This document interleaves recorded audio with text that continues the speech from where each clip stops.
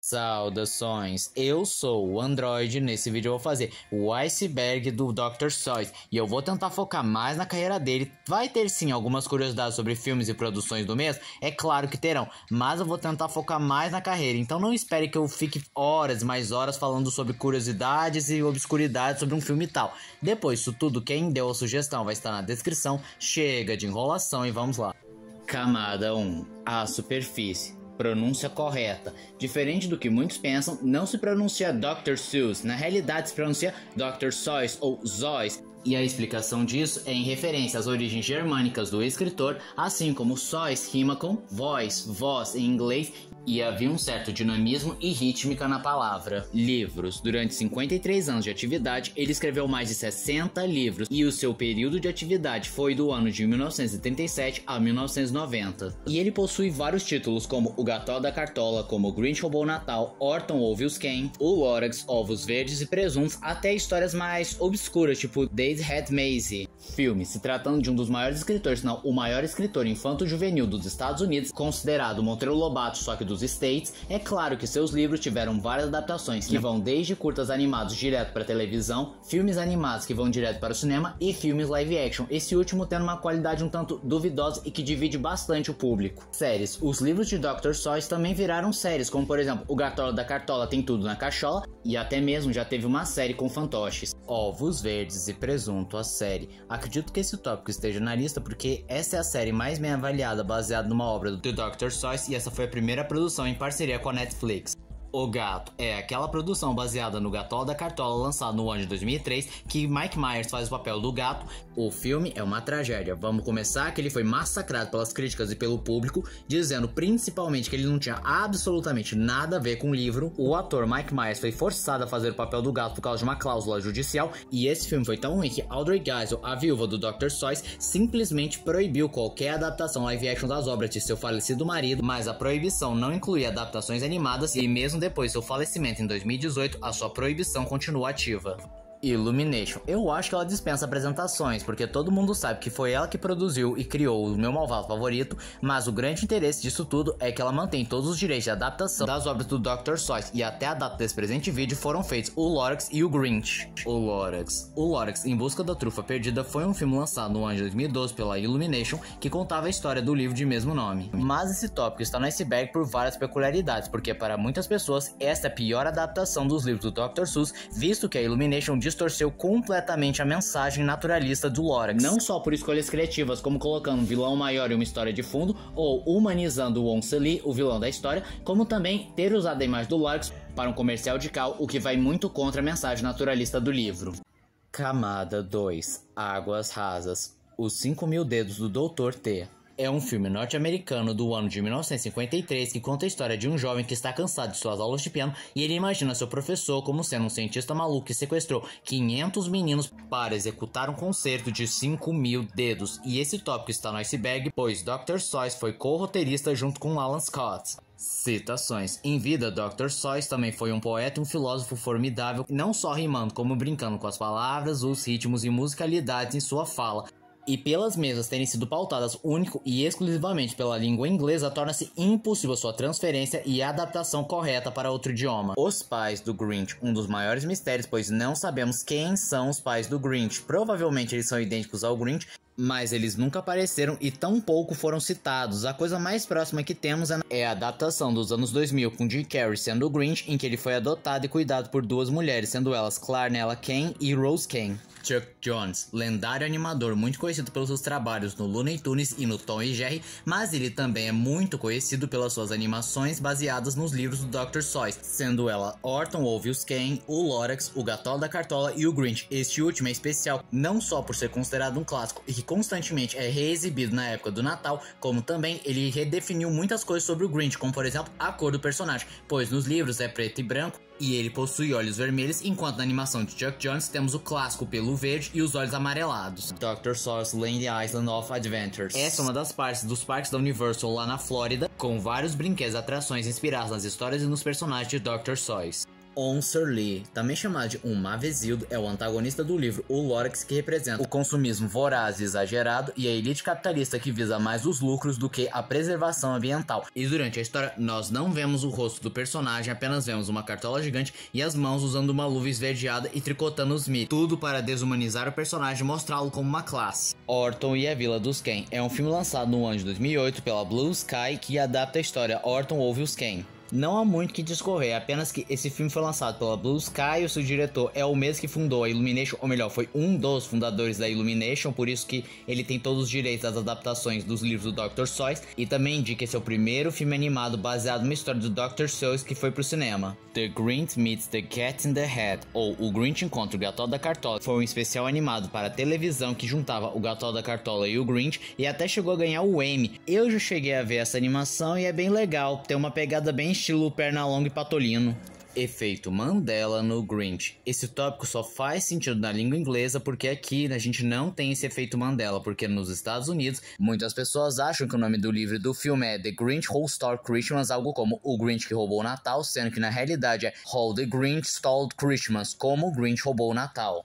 Halloween It's Grinch Night. Pode-se dizer que ele também é um efeito Mandela, porque muitas pessoas desconhecem a existência desse especial de Halloween do Grinch, que é tipo uma prequel de como o Grinch roubou o Natal, e muitos até consideraram como algo falso, um delírio coletivo, algo feito por fãs, mas não, esse especial ele é real e está disponível. What Pet Should I Get? Algo como Qual Animal Eu Deveria Pegar? Foi um livro lançado póstumamente no ano de 2015, que conta a história de J.K. nas suas tentativas de adotar um animal de estimação. Estima-se que esse livro foi escrito entre 1958 e 1962. E o peculiar é isso, ele ter lançado quase 25 anos depois da morte de Seuss. Camada 3. Águas Médias.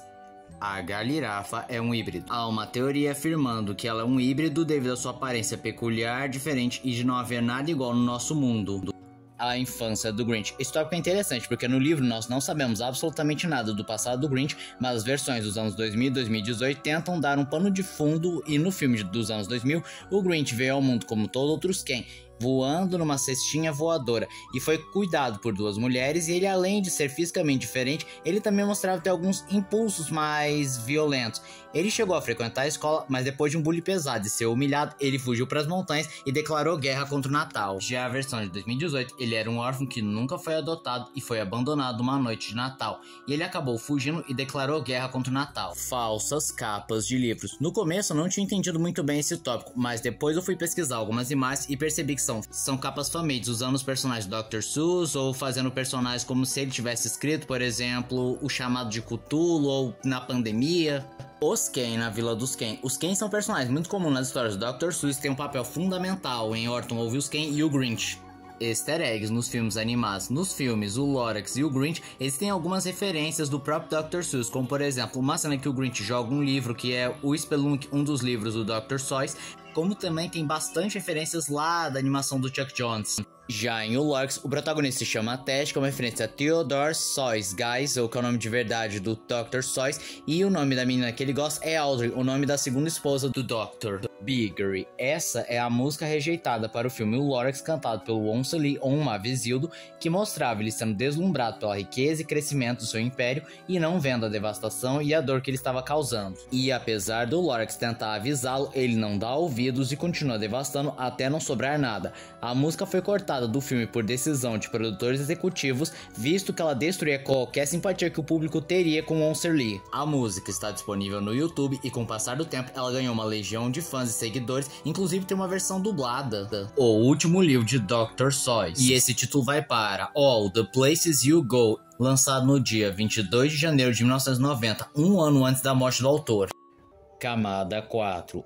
Águas Profundas, o primeiro livro de Dr. Seuss. Esse título pertence ao livro And to Think That I Say It on Mulberry Street, lançado no dia 21 de dezembro de 1937. Por que o coração do Grinch era tão pequeno? Não existe uma resposta medicamente correta, porque, bom, o Dr. Seuss, apesar do nome, não era doutor de verdade, mas o coração pequeno é apenas uma metáfora para mostrar uma insuficiência emocional e afetiva do personagem, pois culturalmente o coração é conhecido como o órgão do amor e da compaixão. E o mesmo vale para o coração dele crescendo 3 vezes, que mais uma vez não teve nenhum embasamento médico e foi só mais uma metáfora para demonstrar o amadurecimento e a compreensão do personagem. What was I scared of?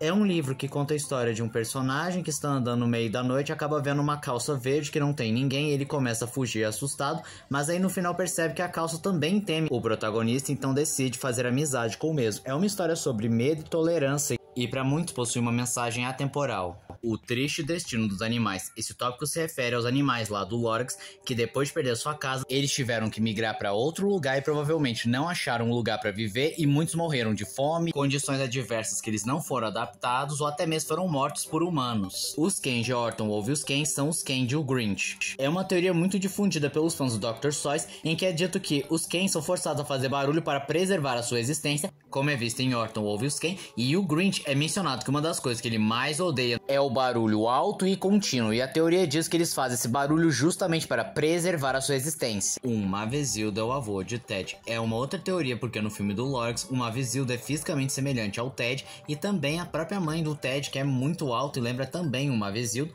e a avó da família fala que na sua época ela conseguia ver as árvores, as trufas, tudo era bonito e verde, e a teoria afirma que ela conheceu em algum momento o Onceli ou o Mavezildo, se você preferir. Eles tiveram uma filha, e devido à falência da fábrica, a depressão e a culpa constante que ele começou a sentir por tudo que ele fez, eles acabaram se separando e a mulher levou a filha junto.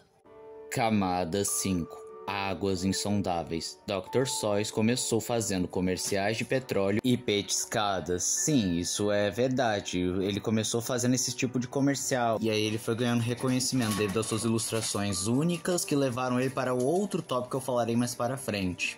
Propagandas políticas. Quando estourou a Segunda Guerra, Dr. Seuss ele acabou fazendo várias propagandas, várias charges, criticando o eixo, que era considerado o inimigo, e ele apoiou Theodore Roosevelt em várias de suas decisões. Borders. Esse é o primeiro trabalho significativo dele, não na sua carreira de escritor infantil, mas sim como ilustrador, pois ele foi contratado para ilustrar The Book of Bonners e dentre outras séries de Bonners, como More Bonners, Omnibus Bonners e dentre outros nomes com esse título. E o peculiar disso tudo é que esse nome não envelheceu muito bem. Na época, Bonners significava algo tipo erro, uma pequena falha, mas hoje em dia é um sinônimo sexual relacionado à ereção. Taxidermia não ortodoxa. Esse é o nome dado a um conjunto de esculturas em que o Dr. Seuss juntava coisas tipo galhadas e restos de animais mortos que seu pai mandava, pois ele trabalhava no zoológico, juntava tudo com papel machê e pintava. Assim ele criava seus personagens icônicos, e esses seres eram montados como se ele tivesse caçado e empalhado as criaturas. Pinturas da meia-noite. Esse é o nome dado a um conjunto de pinturas secretas do Dr. Seuss que só vieram a público vários anos após a sua morte, e essas pinturas eram geralmente feitas como uma válvula de escape para ele desestressar, experimentar novas técnicas que ele não poderia explorar nem nas charges e muito menos em seus livros infantis, e essas pinturas carregam uma forte carga emocional e pessoal, já que o mesmo colocava parte de seus temores, sua felicidade, suas angústias, todos os seus sentimentos e sensações. Romeu é um canibal. Romeu é um dos protagonistas de Ovos Verdes e Presuntos, e a teoria afirma que na realidade ele é um canibal, pois nós não sabemos de onde vem a origem desse presunto, e também não vemos preparo ou algum sinal de que se alimentam de animais, e isso explicaria porque João se recusa a comer. O gato provocou pesadelos. Não tem muitas informações sobre esse tópico, mas o título já é bem autoexplicativo. Sim, o filme do gato provocou bastante pesadelo em algumas crianças, porque, bem, a caracterização do gato é um tanto bizarro, caindo no vale da estranheza devido à maquiagem. E também, medo é algo subjetivo, porque o que pode assustar uma pessoa pode não ter assustado a outra na infância. Estátuas. Dr. Seuss National Memorial Sculpture Garden é um jardim de esculturas Springfield, Massachusetts, dedicado a Dr. Seuss e seus personagens, e tem várias esculturas não só do próprio Dr., como também de vários dos personagens, como o Gatol da Cartola, Orton e o Grinch.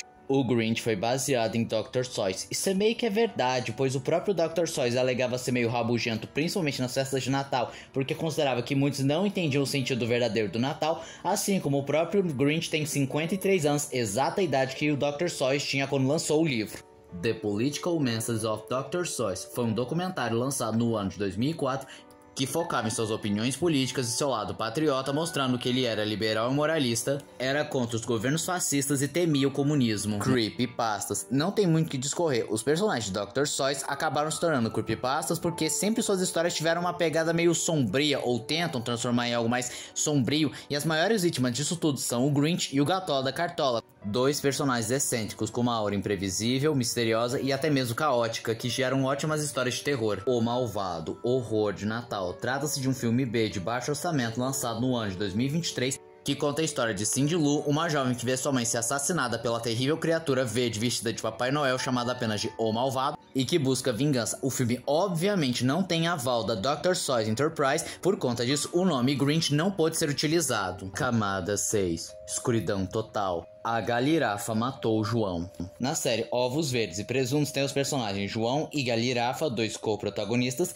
e a teoria afirma que a Galirafa em algum momento acabou matando João, mas além de não tão difundida, essa teoria tem vários furos e não explica um monte de coisas. Lost Medias. Existem algumas Lost Medias sobre as obras do Dr. Seuss que vão desde o corte original de Os 5.000 Dedos do Dr. T, dublagens perdidas de Dr. Seuss Special, inclusive a dublagem brasileira desse especial, e Wonder with Week of Dr. Seuss, mas também existem algumas mídias que foram encontradas e que estão parcialmente encontradas. O Grinch é o último de sua espécie. Uma teoria tenta discutir por que o Grinch é diferente dos outros e também tenta justificar uma citação mais para o final do livro que diz: e de repente ele ganhou a força de 10 Grinchs, sendo que ele é o único Grinch. A teoria afirma que os Grinchs eram uma raça separada dos Ken e por conta disso houve uma guerra civil que no final os Ken saíram vitoriosos matando os Grinchs, e o Grinch que conhecemos é o último de sua espécie. E a teoria também se sustenta em outro livro do Dr. Seuss que se chama Rhubarb e Grinch, em que é revelado que existem mais de um Grinch.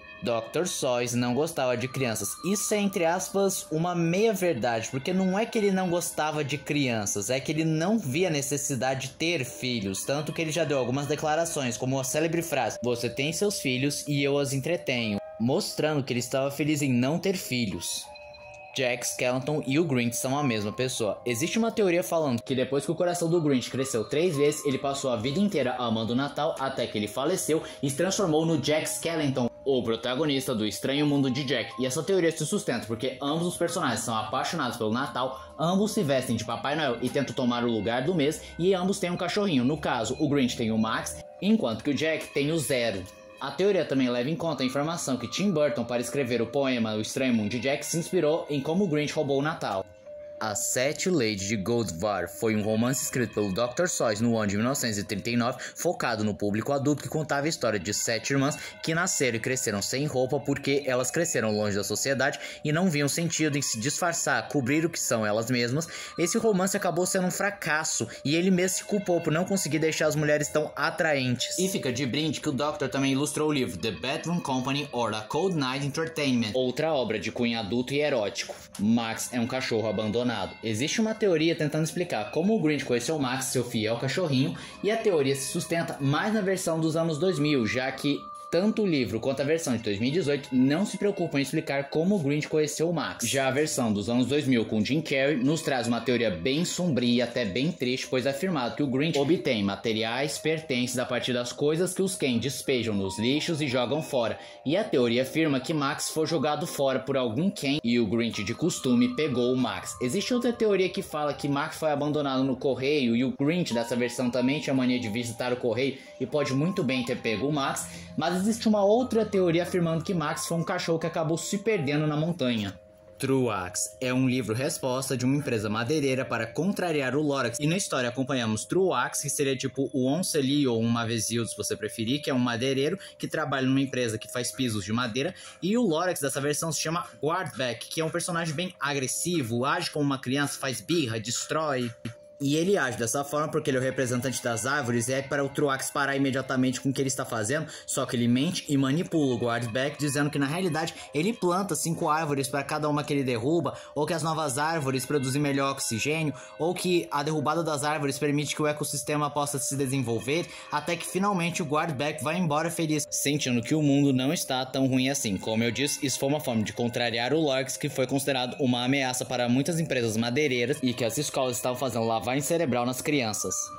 Racismo. Com o passar dos anos, aconteceu um certo revisionismo histórico sobre a obra de Dr. Seuss, tanto em seus livros quanto em algumas charges que ele fez que foram consideradas racistas e preconceituosas. Ao começar pelas charges, porque, como eu mencionei algumas camadas abaixo, ele era um nacionalista que até mesmo chegou a ajudar o exército, principalmente na Segunda Guerra, na parte da propaganda, e ele chegou a fazer algumas charges bem preconceituosas, com personagens negros sendo representados como blackface, ou personagens japoneses sendo representados com olhos fundos de garrafa, dentinhos à mostra. Além de que em alguns livros existe uma representação de chinês também bem estereotipado, pois ele é todo amarelado, olhos fundos de garrafa, dentes à mostra. Também tem personagens negros que não é especificado que parte da África eles vieram e também são representados de um modo meio ofensivo. Em vida, ele já chegou a pedir desculpas publicamente pelas charges racistas e japonofóbicas, mas em relação aos trechos dos livros que foram considerados preconceituosos, a própria empresa do autor tirou esses livros de circulação.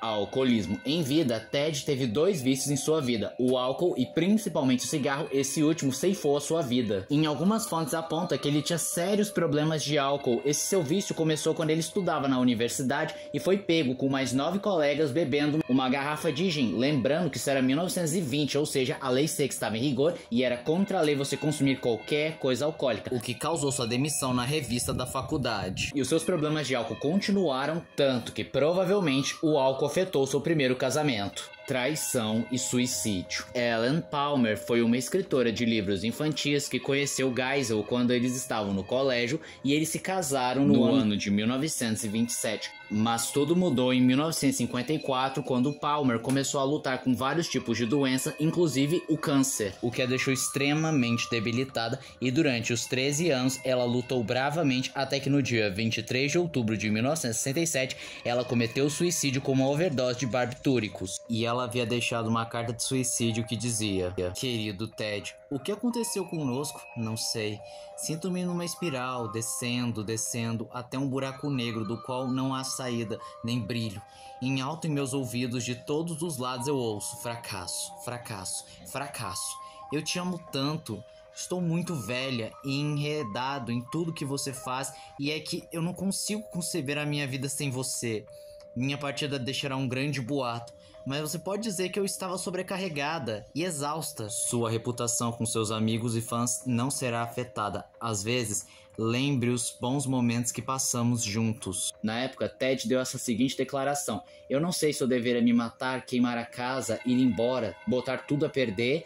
E a sobrinha deles disseram que esse foi o último ato de amor puro que ela teve com Ted. Um ano depois, ele se casou com Audrey Diamond Stone, com o qual ficou até sua morte. Mas, com o passar do tempo, foram revelando uma verdade sombria por trás da morte de Ellen, em que na realidade, quando Ellen estava doente, lutando contra essas doenças, Ted estava traindo ela com Audrey, e que Ted demonstrou ser um péssimo marido, inclusive sendo emocionalmente abusivo, e quando Ellen descobriu a traição do marido, ela ficou de coração partido e sem esperanças cometeu suicídio, o que explica o trecho: "Minha morte vai gerar um rumor, mas você pode dizer que eu estava sobrecarregada e cansada, sua reputação com seus amigos e fãs não será prejudicada." E ainda existem fontes que afirmam que Audrey era amiga de Ellen e Ted, o que torna a traição bem mais dolorosa. E esse foi o vídeo de hoje. Se você gostou do vídeo, se inscreva no canal, compartilhe o vídeo, comente, dê o seu like, dê sugestões de que vocês querem ver aqui no canal. Também não esqueçam de ativar as notificações, chave de like caso gostem dos meus itens. Tchau!